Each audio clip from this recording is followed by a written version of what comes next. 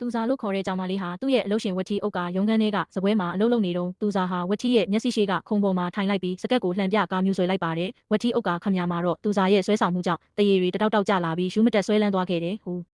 ဒီကောင်မလေးကငါရဲ့ဒိုင်ယာဘက်တကူတောင်တက်စေနိုင်တယ်လို့တွေးလိုက်မိတယ်အလုပ်ပြီးတဲ့အခါအုပ်ကဟာသူစားကိုသူ့အိမ်ကိုခေါ်သွားပြီးသူတို့နှစ်ဦးဟာပလာတာရိုက်ကပင်ပန်းနွမ်းနေသွားပြီးအိပ်ပျော်သွားခဲ့ကြတယ်သူစားဟာဝက်ထီကိုပို့ပြီးဆွဲလန်းစေဖို့အတွက်မနက်အစောကြီးထားကထမင်းရင်းတွေချက်ပြုတ်ပေးနေခဲ့တယ်ဒါပေမဲ့သူမဟာချက်ပြုတ်နေရင်းနဲ့အစာတွေကိုဆေးခတ်ထည့်လိုက်ပါတယ်ဝက်ထီအုပ်ကလည်းသူစားရဲ့ပြုစုမှုအောက်မှာမျောနေတာကြောင့်မျက်စိစုံမိတ်ပြီးကြွေးသမျှကိုအကုန်သုံးဆောင်လိုက်တယ်ဟင်းနှံကဆွဲမက်စရာပဲ